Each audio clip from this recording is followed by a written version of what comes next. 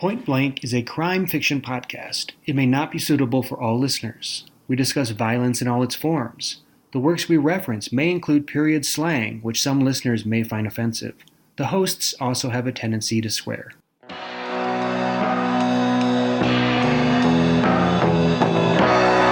Episode 30, No Country for Old Men, by Cormac McCarthy.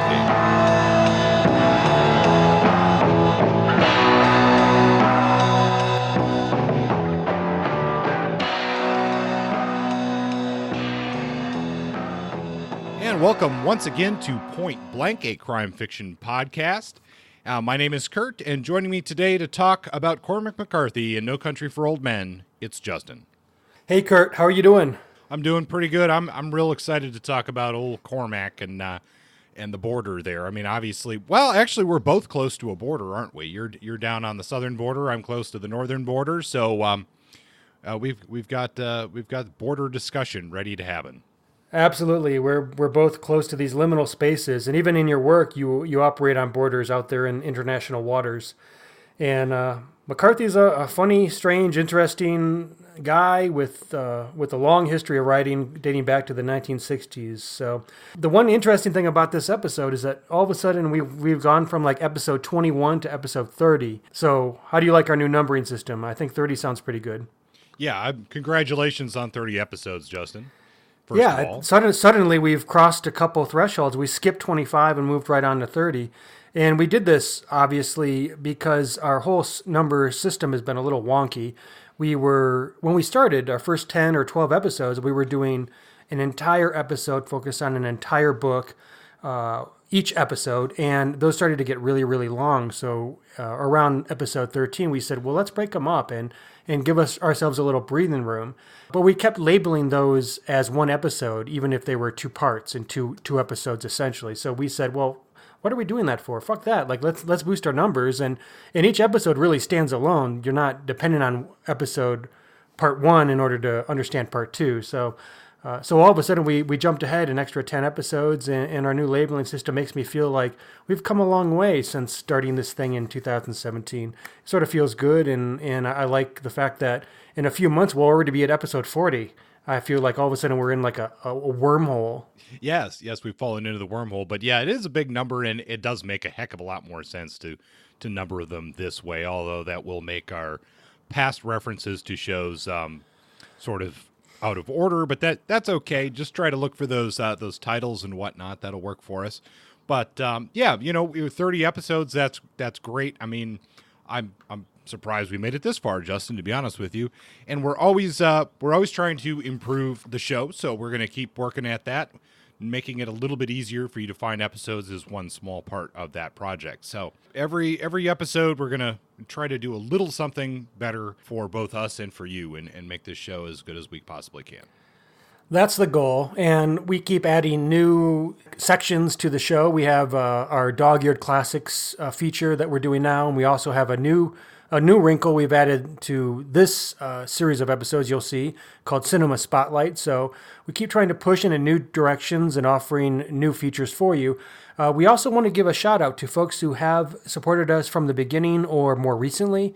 We have a new Patreon subscriber, Joel Nichols. He's been an avid fan, a generous fan who's offered very great input on Facebook and also on our Goodreads page. And he just joined the fray as a contributor to our financial survival through Patreon. So we wanted to give a shout out to Joe and also to all the Patreon subscribers, all three of you. I've reached out to you via Patreon and offered my, I made a request as to what kind of reward you want to receive based on your funding level, and I haven't gotten a reply. And so if you can reach out to me at any point, we'd be happy to return the favor, so to speak, and give you whatever it is, whatever tier you're at. And of course, Kurt and I have discussed this. We're going to be changing our tiers on Patreon and giving a little more specific sort of a reward scale, and we're going to be trying to figure that out over the next couple months. We've been slow on the uptake, and we apologize for that. It'll come. These changes will come, and thank you very much, Joe, for your contribution. We do appreciate that. And reminder to everyone that Goodreads is a great place to interact with the show and other avid listeners. And I did want to let, as long as we're in this sort of housekeeping phase of the show, I did want to let listeners know that hopefully I will be having a change in my work schedule here soon. Thank fucking God. Yes, it will be for the better in the long term if everything goes according to plan. But there might be a slight hiccup, as things fall out, just, a transition period. But it's going to be better for me. It's going to be better for the show. And I can be there online more often to work with you and support Justin in his efforts to promote the show. I've been the social media guru mostly since the start, because I'm on the ground and I don't have the weird schedule that Kurt has. So yeah, it'll be great if it all goes well, to have him come back into the fray with a more balanced work schedule, and we'll double up our duties and really start pushing the show and trying to reach out to all y'all and give you some good content.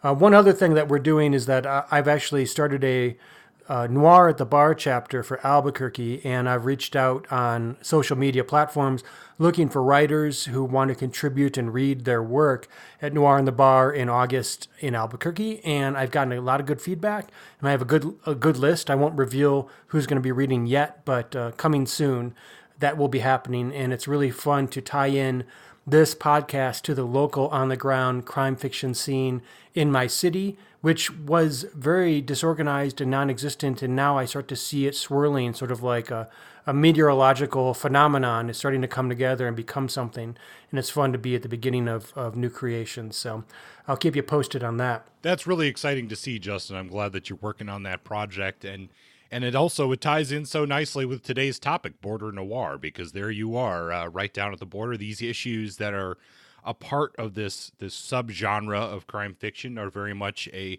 real issue and a real factor in the writing, I imagine, that's going to be coming out of New Mexico and Albuquerque.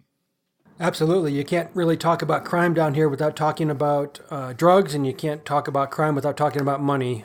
And of course, that's not limited to here, but it's a central feature, central tenet of a lot of the stuff that's happening down here along the U.S.-Mexico border. So I think maybe that's a good segue into discussing our main topic, at least giving you a short review of Cormac McCarthy's No Country for Old Men. Are you ready for that, Kurt? Yeah, let's do it. I love this book, Justin. I want to hear what you have to say about it. You loved it. That's good. I'm very curious about what your take is on it compared to me and compared to some of our readers, because, I'll get into it, but this isn't McCarthy's most heralded work. But man, there's a lot of good stuff here. So let's get started.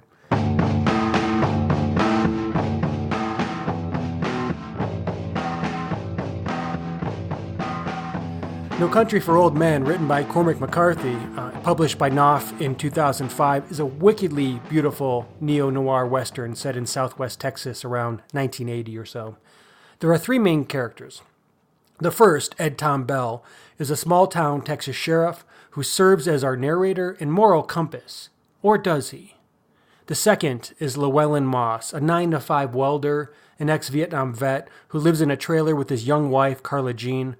Out hunting, he stumbles across a bloody, botched drug deal on the U.S.-Mexico border and finds a satchel full of money. He takes the money, which sets the plot into motion. The third main character is hitman Anton Chigurh, who is one of the scariest villains ever put to print. One villain who might come close to him or surpass him would be another McCarthy creation, Judge Holden from Blood Meridian. But in terms of overall visceral power and groundedness, I mean, Chigurh might take the cake. Jury's out on that one. I'm sure our listeners have some thoughts on that. Chigurh gets wind of the missing money and seeks to get it back. For whom? It's unclear. Does it matter? Not to us. Every time he is on the page, my shoulders tense and my hair bristles. I told you the story starts with the money gone missing. Moss takes the satchel and brings it back to his trailer, but there's a problem, and that problem is his conscience. There was one man left alive in the aftermath of the shootout that Moss discovered, and this man asked Moss for water. He didn't have any at the time, and in bed that night, he's plagued by his conscience, by his memory. So he goes back out to the desert in the middle of the night with a gallon of water to help this guy out. Bad move for him, but great for us. He's not the only one out there. Some bad baddies go after him in a truck with lights, hunting him, essentially, like prey. He escapes into the Rio Grande, but just barely, and soon after calls his wife Carla and tells her to flee. The bad baddies make note of the license plate so they can find him after, and later find her. So everything's been set in motion. We know what's going to happen. It's all a matter of how it plays out. He has $2.5 million or $2.4 million on him. That's what he finds in the satchel. So he holes up in a motel down the line and plays defense. Turns out men from both sides are after him. The Mexican cartel men who sold the drugs and the American financiers who bought the drugs. Add to this mix the lone wolf, Anton Chigurh, and prepare for a body count. And there is one. Not exactly the same kind of body count that we experienced in that film Bullet for the General, which I know that you saw recently, Kurt, but still, the numbers add up, and the bloodshed definitely occurs in this book. The story is a game of cat and mouse, essentially, with Moss narrowly escaping death more than once through a mix of wit and luck. In one scene, he hides a satchel in air ducts between motel rooms and narrowly escapes imminent demise. In another, he forces a shootout in a small border town and escapes to Mexico to recover. All this spells out a terrific tale of violence and philosophy. This is noir, and it ends like a noir. Not McCarthy's best novel, per popular and critical opinion, but it doesn't have to be to still be great. Not only that, but it was made into an even greater film by the Coen brothers, who did wonders with the script and the cinematography and the casting. I give it 5 hits, straight out, and I'm not going to argue that. I'm feeling very comfortable in that position, and it's not just because of my secret love fest going on for Cormac McCarthy. I think this book really stands on its own. And I will add this before I ask your opinion on this, Kurt. If this were a random pulp fiction writer and I didn't know the name, I would be amazed by this book for its tautness, for its clarity, for its power, and give it 5 hits. And I thought about that before rating it. But when we talked about Ernest Hemingway last episode, we talked about To Have and Have Not. And we said, well, if Hemingway hadn't written this book, would we even be reviewing it? And I thought about that, and I said, well, no, we wouldn't. And if Hemingway didn't write that book, would I give it the rating that I did give it? Probably not. I'd probably give it more like 3. So this book stands the test of scrutiny based on popular author versus unknown and 5 hits. How does that stack up with you, Kurt, and your thoughts on this book? Well, that actually makes a lot of sense, and it actually compares nicely to what I was going to say about my rating. I think this book is a extremely strong 4 for me, maybe 4.5. There's a couple little things that would keep it, for me personally, from being a 5-star book. But as you say, it doesn't matter who wrote this. This would be, no matter if it was McCarthy or not, whose other work I really enjoy, it would still have that ranking. It wouldn't matter that his name wasn't on the cover. He is a solid 5-star author for me. I have loved everything of his that I've looked at, and I would not hesitate to recommend any book. And I haven't read all of his work, partially because he's not super prolific, so I'm kind of holding back a little bit. I want to be able to discover his work a little more slowly. And this one, yeah, it is a solid book. There's only really one reason why I would hold back from a strong 5-star review, and that is something I'll talk about in our main topic. But overall, this scene by scene, it's a 5-star book. Dialogue is 5-star. There's one little element of plotting decision that holds it back for me. But yeah, it's a solid book. Well, that's good to hear. I'm actually deeply curious to hear what your critique is, and I can't wait for that in the next episode. But we're not there yet. I do want to say one thing. I recognize it's so hard to separate the book from the film, and with many of the books we review, I avoid watching the film, but hell, this movie came out and the book came out well over 10, 15 years ago, and I saw them both, and I own the film, and I've seen the film a dozen times. It's a great film. It's one of my favorite films. And though I recently reread the book and tried to keep my distance from the film, I know that my love for the film is going to bleed into my opinion of the book. And there are some minor differences, and we'll probably discuss those during the main topic. But I will admit that I have deliberately withheld my desire. I pushed back at my desire to watch the film anew until after we recorded this podcast. What I'm going to do tonight is watch the movie again and enjoy it and appreciate it on its own merit. But I didn't want it to taint my latest reading of the book. So that being said, I just want to be. I'm in favor of impartiality, even if that's a myth. Sure, and that's reasonable. I mean, it is probably one of the few books out there where the film not only does the book justice, but might exceed the quality of the book. Agreed. One of the things in my research of McCarthy's work that was said after No Country for Old Men's script won the Oscar for Best Screenwriting, and one of the Coen brothers, I don't believe they both wrote the script, but it doesn't really matter to the story, but one of them came back with the Oscar and basically told Cormac, like, I really didn't have to do any work on the script, but I'm keeping this anyway. Yeah, well, there is that. He essentially wrote it like a script. It's reminiscent of Graham Greene's Third Man. He wrote, which is a great noir novel and and film. It's more like a novella. But when you read it, it's so terse. It has that terseness of a screenplay, which in a lot of ways, compared to Cormac McCarthy's other works, No Country almost feels like that. It feels very thin given his density and sort of like the murky depth of his previous writing. For fans of gritty, terse crime fiction, that's a blessing. But in reality, looking at his overall it's not typical of him. So I think it's a fair assessment to make. Maybe he was thinking about a film when he wrote it. Yeah, it was actually originally written as a screenplay and was brought back into novel form after he couldn't sell the screenplay. There you go. Sure feels like it. So interesting. And to stop us, before we get too gushy on Cormac McCarthy here, we'll True. save that for the second part or episode 31, Justin. I have to get adjusted to our new numbering scheme. Yeah, absolutely. I would strongly recommend our listeners to give this a read because, McCarthy's work sometimes might not be, the most accessible, or it might take a little effort. But this one, the Washington Post called this profoundly disturbing and gorgeously rendered, the most accessible of all of his works. And I would agree with that. Compared to, I just recently reread Blood Meridian, and this one is certainly more accessible than that book, which is also an excellent book. So give No Country for Old Men a read, and we'll discuss it further in episode 31. Absolutely.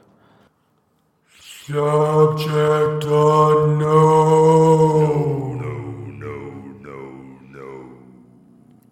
All right, so for today's Subject Unknown, we're going to discuss Border Noir.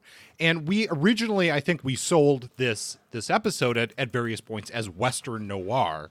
And we sort of changed our tune as we got closer to the episode to call this this is a Border Noir episode. And so those two things, like on a surface level, they can look like they're the same thing. But I think there is a distinction between the two. And I'm thinking that, Border Noir means, to me anyway, that it can be more general, and we'll discuss that in a moment.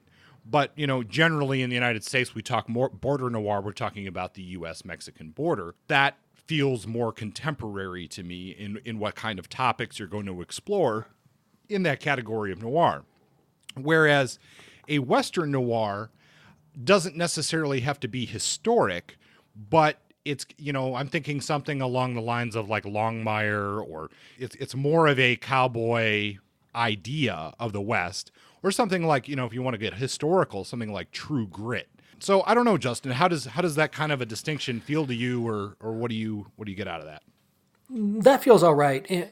And you know what? When I was doing a little bit of reading up, preparing for this section of this episode, I was thinking Western Noir, and when you brought up the fact that we had decided on Border Noir, that was surprising to me. But you know what?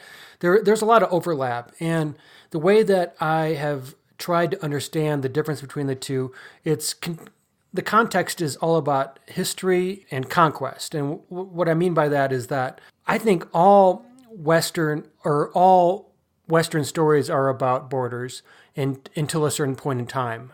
For example, when the West was supposedly closed. And I think Border Noir today is just more a contemporary, the most contemporary example of the classic Western, because Westerns have always been about borders. It's always been about the frontier. And the frontier was the front line of conquest. And I'm speaking about Anglo conquest of the continent. And I'm not going to shy from that.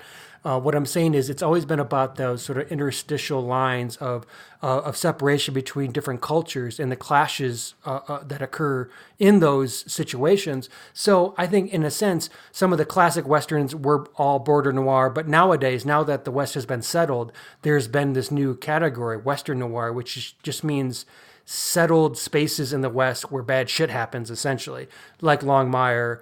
Oftentimes, they often occur on borders anyways, because the borders between, say, the United States and some of the native reservations, those are, I think of those as border noir topics or material. So I think there's a lot of overlap, but I think distinctly the U.S.-Mexico border is such a rich space for story. And we know that contemporary authors like Don Winslow really, and I'll admit that I still have his trilogy on my shelf. I'm waiting to read it, and I'm a fool to not have read it by now, but I recognize that, and let's move on.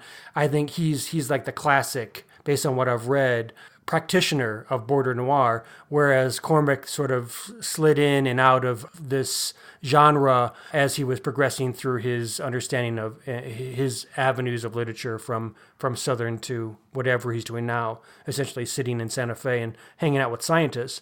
So yeah, I think there are distinctions. I think you hit some of it, and I think there are other aspects that are worth considering. But overall, border noir is what we're going to talk about. And what do you think border noir is in context of Cormac McCarthy's book that we're discussing and other books you've read? Do you think there are unique aspects to it that stand alone? Well, we bring up this category under Cormac McCarthy, and I don't know that, other than the issue of the drug smuggling, No Country for Old Men doesn't necessarily explore the border all that much. It talks about the region, but the general issues, at least to me, that would come up in border fiction are not necessarily present in this book. Now, the book that would be perhaps more under what I was at least sort of referencing as the category of Western noir is Blood Meridian. And there we very much have, if you're not familiar with the book, it's basically a rogue group of U.S. Soldiers of fortune head into Mexico and cause all kinds of chaos and kill a bunch of people, both what I guess today we would call traditionally Mexicans and Native Americans, who they are killing for a bounty on their scalps. It's a very violent, bloody book.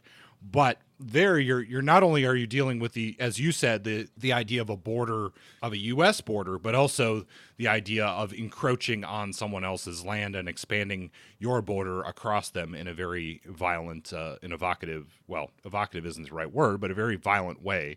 His fiction certainly explores that. Now, I think you're right when you're talking about Winslow as being sort of perhaps at least the best-selling author of this category that I'm aware of. I have read some of the Cartel trilogy, and I really enjoyed it. I think especially what sets Winslow apart is the amount of research that he puts into his work, which makes it feel like it's something that has been torn from the headlines regarding these issues.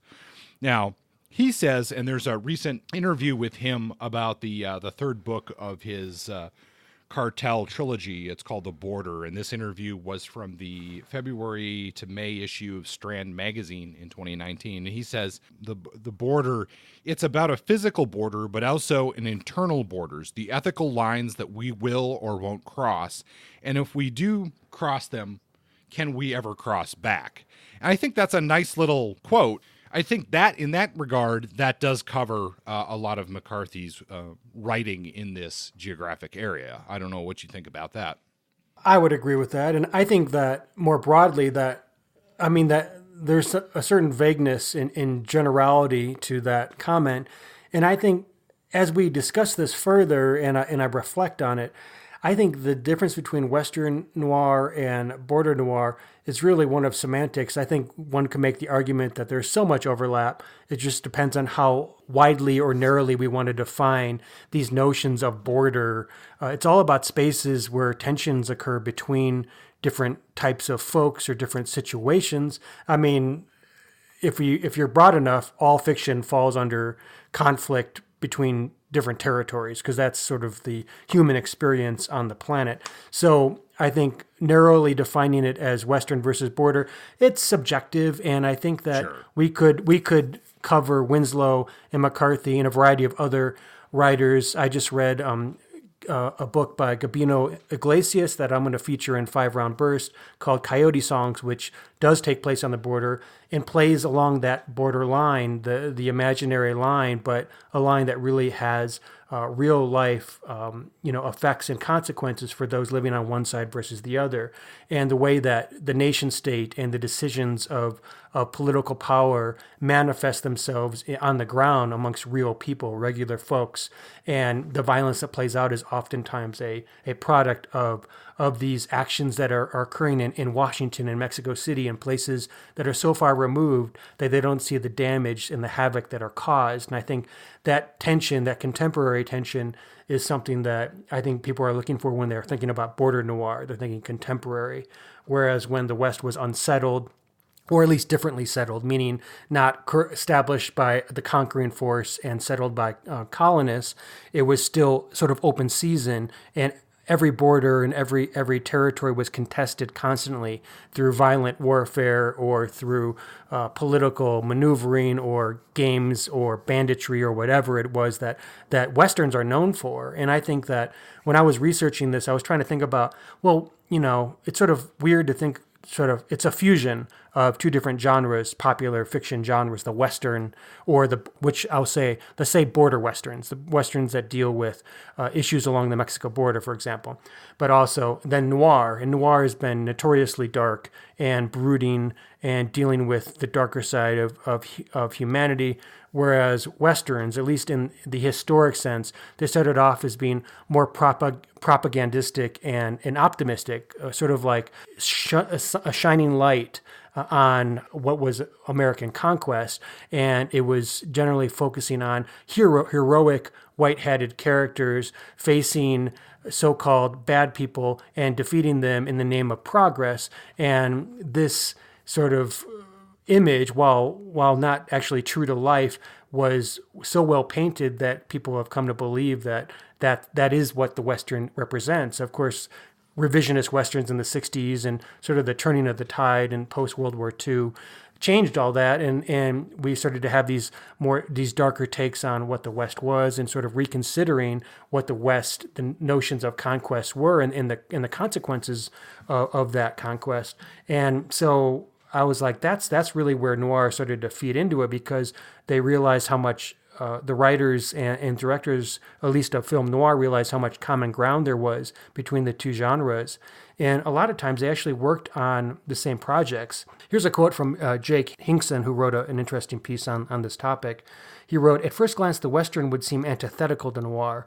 The tropes of the Western, sunlight, open spaces, nature, these open spaces, really, would seem to immune to the noir disease, a genre that seemed to be the quintessence of American optimism, a genre that seemed to embody the notion of moral clarity, and it slowly gave way to darker themes and more neurotic characters." But he said that there was a practical aspect too. One reason for the spread of the noir ethos in the Western is that the talented noir icons, a lot of the actors like Robert Mitchum and Barbara Stanwyck and Dick Powell, they also spent time working in Westerns. And a lot of those directors had overlap as well. So practically they were like, well, okay, let's do a Western, let's do a noir, let's fuse them because we're all here in the room. So I think that's an interest. I wonder how much of that was practical and how much of it was influenced by, philosophy or thinking about these things a little more deeply. I'm not sure. I'm not going to disagree with anything really majorly that you set up on the border noir and Westerns. I mean, and just the noir category in general has a lot of overlap. But, one thing that strikes me about what you said is that the similar thing with a lot of noir and a Western is that we are operating within a conflict zone. And you can define that very loosely as to what a conflict zone is.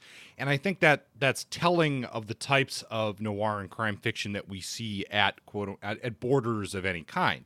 We don't see a lot of writing about the Canadian-American border because there's not a whole lot of conflict going on there. I think when it comes to crime fiction and noir fiction, we're seeing a lot of things of when it applies to this issue of the border, it has to happen in a conflict zone. And for fiction, that makes sense because what do we want in fiction to make it more interesting? We need conflict. So that's why we're going to see more fiction and more pressing issues on the American-Mexican border, for example, than the Canadian-American border, because we have I don't want to say porous border, but our relationship with Canada is different than our relationship with Mexico for various reasons. We don't have a lot of conflict at the border of U.S. states because they are porous, and that things can travel, for the most part, freely between one state and another. Where we get this conflict is at places where, for whatever reason, someone has decided to very firmly put their line in the sand, or in this case with Mexico, perhaps try to build a wall in the sand, and that ups our conflict. I think that alone is telling.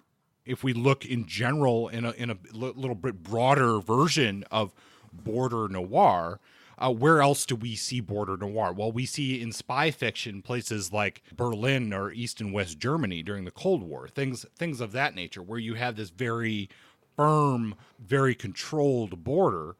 And, I guess in my heart of hearts here, it's like, well, when you have a structure like that, that border seems to then increase. The conflict is not just coming from the fiction. The conflict is coming from reality. And I think there's a lesson to be learned there in that how we look at a border is going to affect the amount of conflict that goes on at that border. Really, at the end of the day, they're just a line that has been determined by politicians or by a treaty or, maybe in the best case, a river or something of that nature. But they don't actually work the way that, they should for the way human thought and human emotion and human families work. We don't operate within the confines of a border. Sure. Well, okay. So I agree. And I think that it's a lot about how we look at borders, especially these imaginary lines, if we perceive them to be that, because they're manufactured and created by human beings in societies. So I think it's not so much about the border, the imaginary line. It's about what's on either side. It's about the imbalance. It's about power, and it's about class, and it's about race, and it's about all these other factors. So much of the contested space is about who has power and who doesn't, and how is that power used, or who has money, who has economic. It's really, when it comes down to, is power. You could put any category in there and compare the two, but who has the power to do the thing and who's being kept out of the loop or who's being limited. And that creates a space of tension in all affairs. But borders are great story fodder for that, because especially when you have a superpower, at least in the old Cold War parlance, like the U.S., and then you have a place like a state like Mexico, which has always been working toward developing economic power and status, but has always been considered lesser or challenged by the U.S., who has been dominant in the region. And then there's the class and the racial elements that tie into that. It creates for a lot of conflict built in. You don't have to write it. It's already there. And you just have to put the players in the story or in the film and let them act out, their roles, be it frustration or rebellion or whatever it is. The tension's built in, so it's easy for a scriptwriter to make something happen easily, or really poorly, because it's so easy that sometimes people don't even try, and you get some real shoddy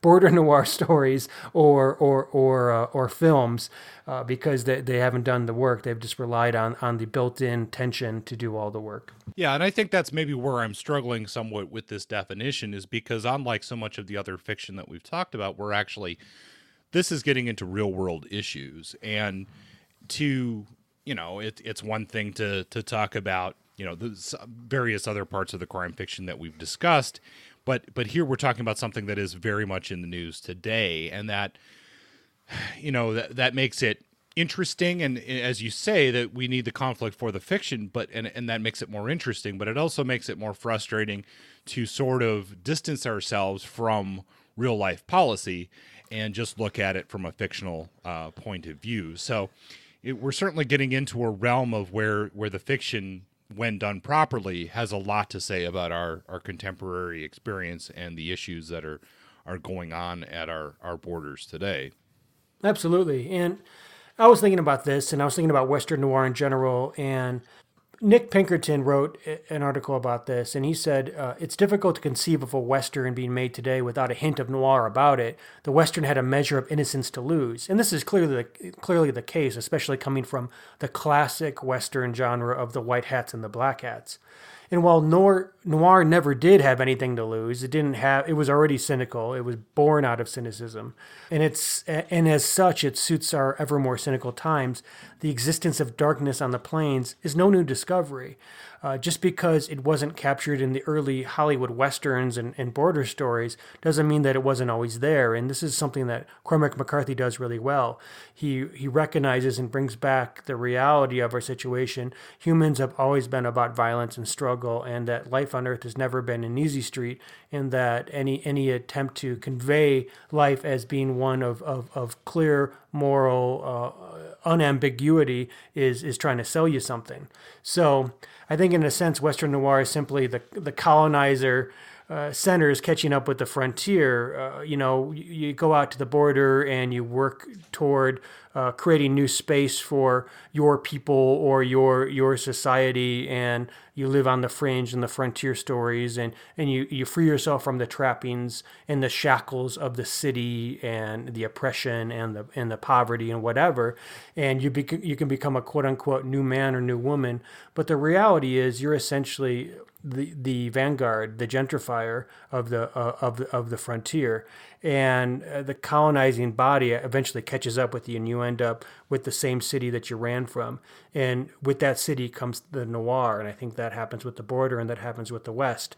That all that stuff that the early Western frontiers persons escaped follows them and reoccupies the space that they are in. And we see this in Dash Hammett's Red Harvest. Essentially, yeah, I was just about to say that. Yeah, it's Western noir. You could say it's border noir. It's frontier. It's a Western story, but the city's been sort of dropped on top of it. You get all the crime and the burdens of the city, the supposed problems that the Western cowboy whistling on the plains on his horse, looking at the Milky Way, that's what that person is escaping, avoiding, and getting away from. And here we are in Red Harvest with the mafia and a variety of contested forces fighting over power and drugs, prohibition, alcohol, and whatnot, and destroying that city and destroying and corrupting that city, or at least that's the way that Hammett portrays it. That's true. And then, if we want to really bring that, zoom that out and really want to get deep with this, I mean, I guess what we're ultimately saying in a lot of ways is that almost all noir fiction is border fiction, because it depends on how you're defining a border. It's true. Whether if that is that border a governmental border between two countries, is it a class border, is it a lifestyle border, is it a race border, gender, what other border you want to call, those are all in a sense borders, and they're all places of conflict, and where essentially, and I got this from Borderlands Noir from Crime Reads, we step into a border region though, and we are immersed where nationalities merge, identities are multiple, and crime fiction justifications are plenty. And that's really in almost all of the crime fiction we talk about, that's really the setting that we're looking for, except when we get into the detective fiction, cozy locked room island mysteries or what have you. Mm-hmm. Who done it? But the best noir fiction, crime fiction anyway, that's we're exploring that all the time. I mean, it's really a bigger topic than I feel like I certainly gave it credit today, but one that, as we go global here, and we didn't include this in our global adventure here, Justin, but really this discussion of border noir is us crossing the border and leaving the United States for our upcoming episodes. That's true. It's coming. Yeah. So that's really... timely. Really good place to start. Yeah. And I did want to mention one thing before we wrap up Subject Unknown here, is I came across an announcement on, I forget which website, it doesn't matter, but There's an anthology collection coming out in 2020 called Both Sides, an anthology of border noir. And this is edited by an author that I believe we're both doing a review from in episode 31, Gabino Iglesias. This is going to be published by Agona Press and has quite a nice lineup of authors. But certainly, from that title, you can see this is a very timely issue and something that a lot of people will be writing about for the foreseeable future.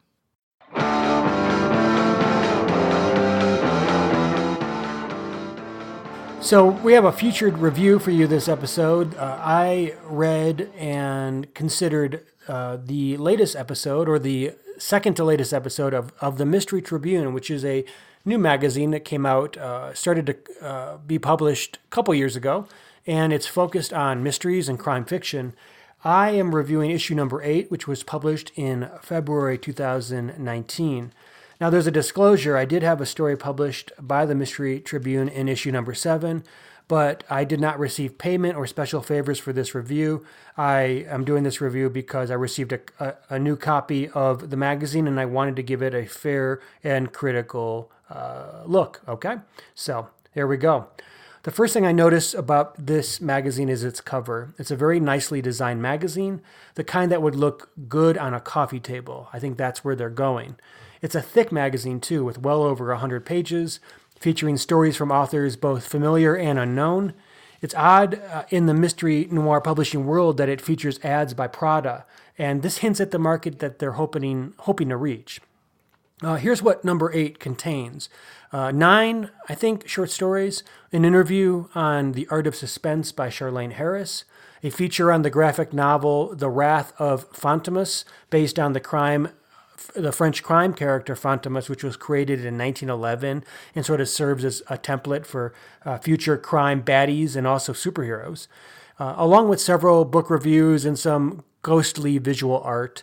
It's a nicely formatted magazine with a minimalist yet aesthetically appealing layout. It's not like a lot of pulp magazines, at least historically, that were just focused on getting the stories out there. This is going for style. It has an aesthetic. As far as the fiction goes, the issue starts with Hester Young's story, It Burns Beneath. It's a molten noir story set in Hawaii during a volcanic eruption. The story is about a grief-stricken, pill-popping woman who returns to her former home to confront her ex-boyfriend about a part of their past that haunts her. The writing is strong, the plot solid, and the ending appropriate. I thought it was a good opening story. Another story I liked was called Honor Thy Father by Hilary Davidson, and it starts in a police interrogation room. The cops want a teenage boy to serve as false witness to the murder his father presumably committed. The boy, raised to honor thy father, refuses to tell a lie. He did not see the murder, therefore he can't implicate his father. Well, we learn later on that things are far more complicated than that. I thought the story had a real good rhythm, a good beat to it, and it kept me riveted until the last line. A third standout story for me by Nick Kolakowski, and it's called The Good Tool. This is a fun story. It features a character with the last name of Stone, who's an assassin who struggles with the question, who am I? The story delves into issues of missing identity, altered memory, and features some serious, titillating suspense. This is a well-paced story and one of my favorites in the issue. Overall, most of the stories were strong. I did notice some issues of editing toward the end of the magazine, and overall, though, I felt like the selection was there's some good stuff. The big issue is price. If you want a physical copy of this magazine, you got to shell out $20. And e-issues are about $8. Is the issue worth the price of admission? I'd say yes, if you have the dough to spare. Even if us working class Joes don't plan on buying Prada anytime soon, the Mystery Tribune exposes crime writers to a social strata historically accessible only to the most connected people. And for that, along with the quality of the content, I give it a hit. So that's the feature review for today. And we're going to be moving on to the biography of Cormac McCarthy, talk about who this man is.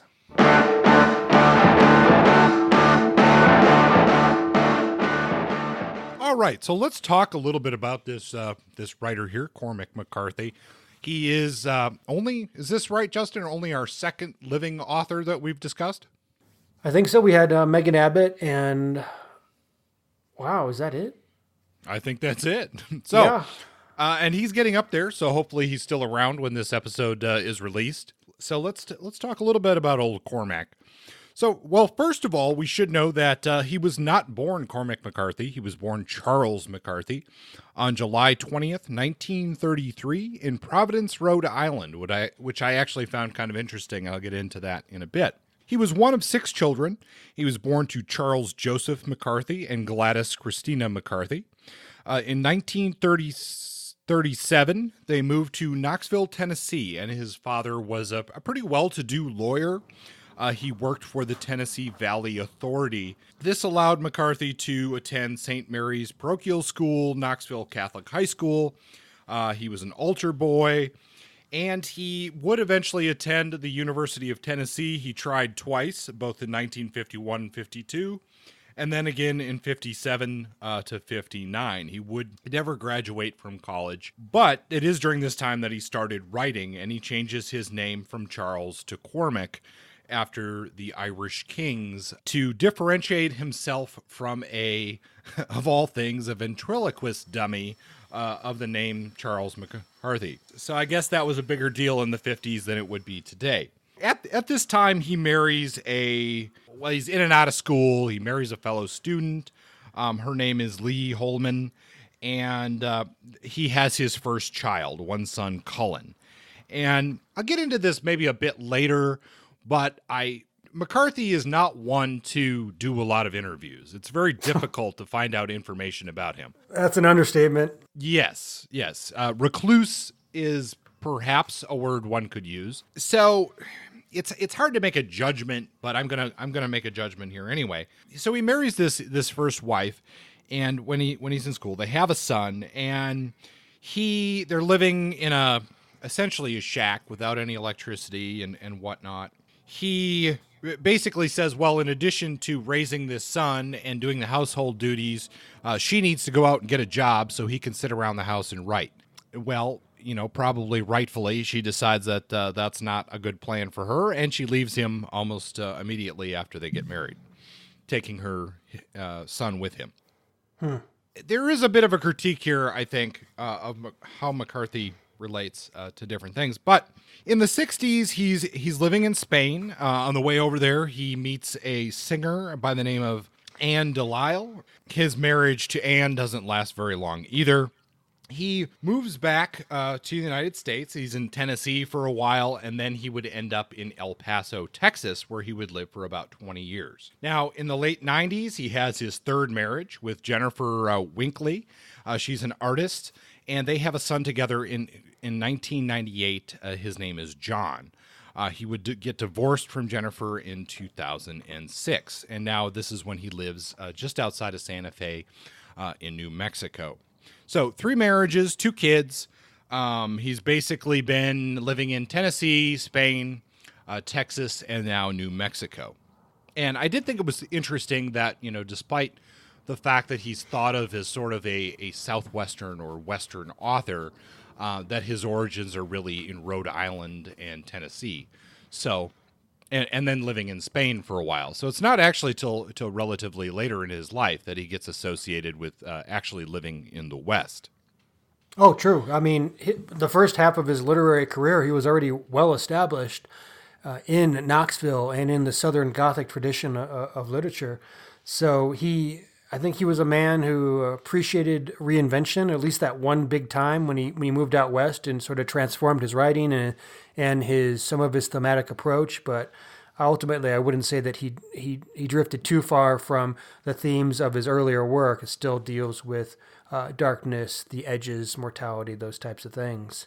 I will add, I know that he spent a good bit of time in El Paso, and he wrote the Border trilogy there, and really sort of carved his name on the list of legendary Western writers.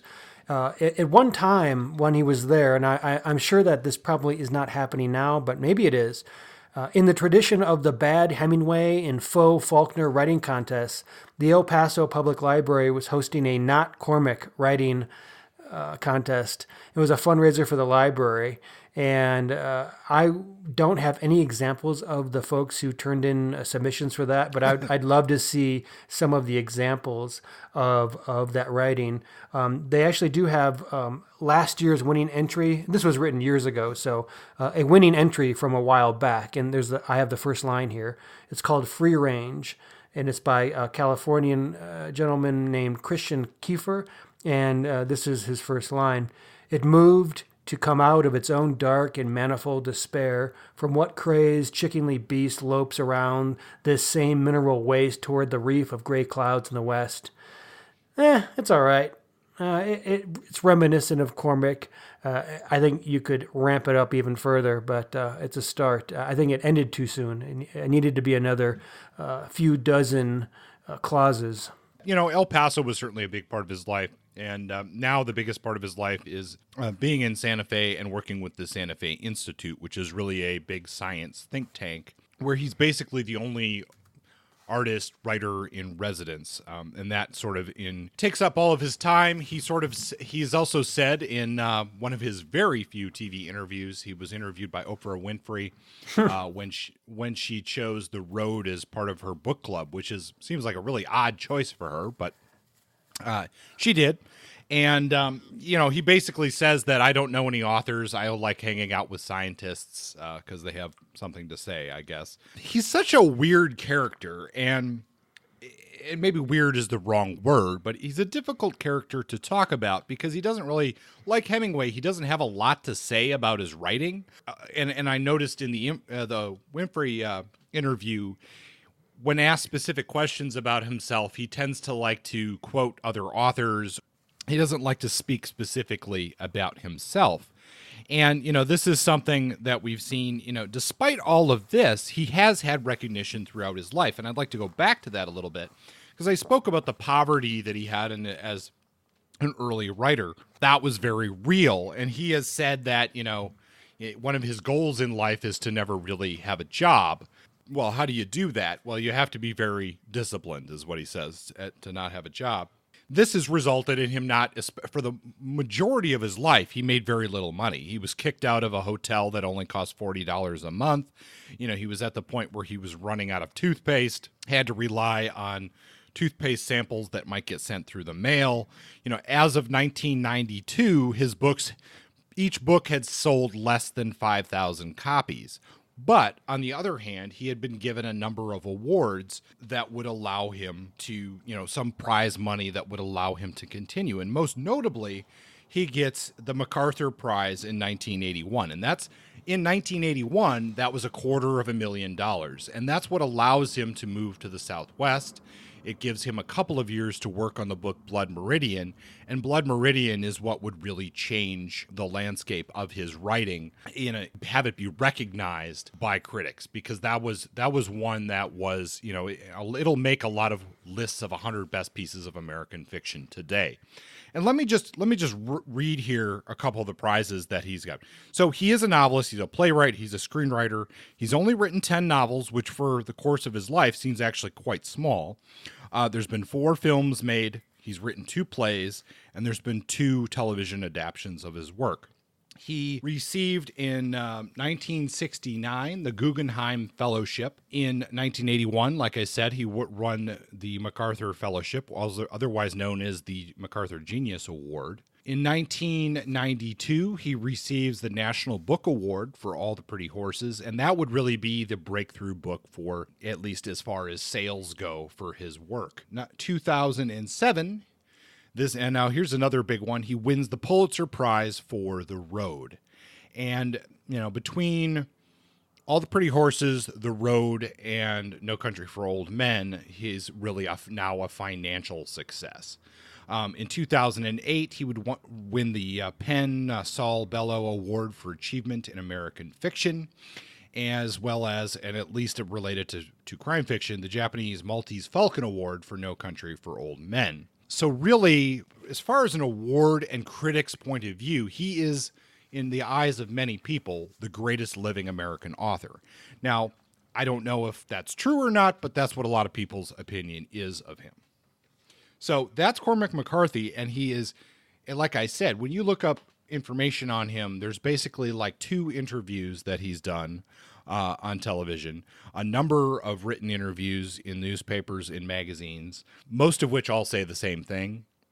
And there's even one very bad indie documentary called Searching for Cormac or something like that. So information on him is rare and hard to come by. Fair enough. He's an elusive man. I live 70 minutes from him. I've never seen him, though I will admit that I was up in Santa Fe one afternoon at the shed with a couple writing buddies, and we were talking about, sort of laughing, talking about, it'd be funny to spot him in public, sort of just hanging out. And we didn't. But a couple of days later, the same friend sent me a picture of Cormac eating some enchiladas in the corner, and with no mention, with nothing written. And I was just like, oh, okay. So he does exist. Him or his ghost do occupy space up in the Santa Fe area. But don't mess with him. He doesn't need you. You have his books. You should send him an invite to your Noir at the Bar. I thought about doing that, but you know what? I don't want to be that guy. He doesn't want to come. He's not going to come. I hope he listens to this podcast and hears that I'm not going to invite him, and then he shows. But I think I'll leave it at that. All right. So I think that wraps up this episode, if I'm not mistaken. I think that's it. All right. Coming up in future episodes, this is the last U.S. bound or soiled episode we're going to have in the next 10. Episodes 32 and 33, we're going to be spending in Marseille, France, and that general area of the world, featuring Jean-Claude Izzo's Total Chaos, a book that I know Kurt has read and spoken very highly of. I have it on my shelf, and it's the first thing I'm going to be reading after watching No Country for Old Men tonight. Then episodes 34 and 35, we're going to be spending time with Oyinkan Braithwaite out of Lagos, Nigeria, and her story, My Sister, the Serial Killer. That's all we're going to share with you for now. We have not settled entirely on a Japanese author. After that, we're going to be in Brazil, and after that, Mexico City. I know we're going to be spending time there with Paco Taibo II. But the rest is a little murky. We'll clarify that in our next episode or two. So how do they contact us, Captain Kurt? If you want to get in touch with us, probably the best way is to contact us via Facebook, Point Blank Hardboiled Noir and Detective Fiction. Otherwise, you can send us an email at pointblanknoir@gmail.com. We're on Twitter at Point Blank Noir. You can also find us on Instagram or join our Goodreads group. If you go to Goodreads, search groups for Point Blank, you should find us pretty easily there. A lot of good listeners would love to interact with you and hear your thoughts about the books that we talk about. And we're always looking for comments, questions, whatever, for the show, and we'd love to hear from you regarding that. And if you would like to support the show, remember we have that Patreon page. Yeah, I think that's it. We'll look forward to talking with you in part 2 of our discussion of No Country for Old Men, episode 31. I have to get used to our new numbering system, episode 31. I know, it's weird. It sounds like we're important or something. I know we're not, but it sounds that way. If you like the show, folks, give us a rating on iTunes. We haven't had a rating in a while. We'll see you next episode. Have a good whatever.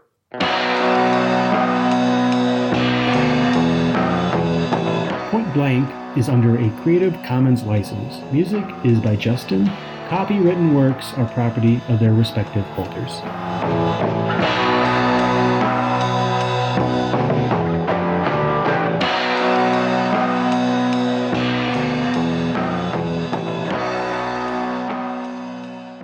Oh my God, my brain, as soon as we started recording, my brain stopped.